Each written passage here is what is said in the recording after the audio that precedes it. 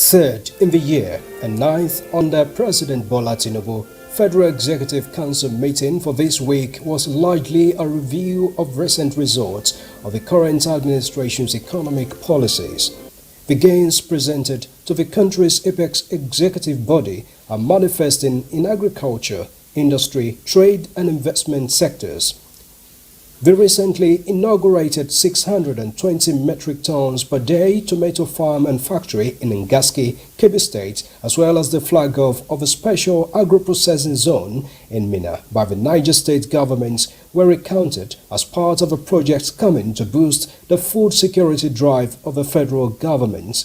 The ministers led to the briefing afterwards by the Information and National Orientation Minister Mohammed Idris also reviewed a new boost for the agricultural production and food security drive as the Central Bank of Nigeria has reportedly delivered 2.15 million bags of fertilizer to the Ministry of Agriculture and Food Security.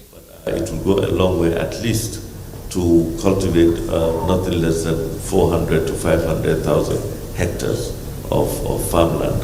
So this is timely. Like I said, this will boost agricultural production and which will mitigate the food inflation that we have today. And we will also make sure that that fertilizer gets to the intended farmer, to the last mile. Other gains are also coming in support from the World Trade Organization (WTO) for a standard trade development facility, digital trade and cotton development. All of these supports are coming because they believe in the administration of the president, they believe in his vision, and they said it clearly that the reforms that we're putting out, yes, might take some time, but that's the right way, and that's the right direction of travel. And so all of these supports are coming both technically and financially to give us the boost to make sure that we achieve this. When we get all of this support, the achievement of attaining a $1 trillion economy is within our reach. On roads construction, the Ministry of Works got an augmentation approval from the FEC for Obajana Benin Road.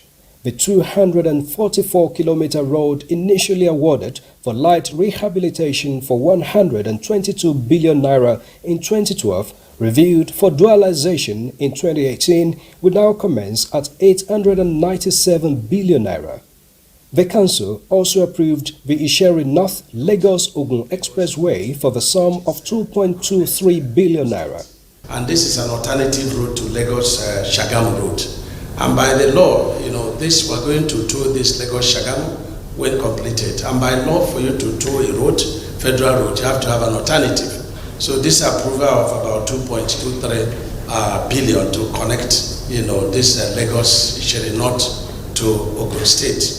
It's a major breakthrough, so that has freed the Lagos-Shagamu for tolling. The Ministry of Works also got approval of 114 billion naira for the outer marina shore protection, which was last done about 50 years ago.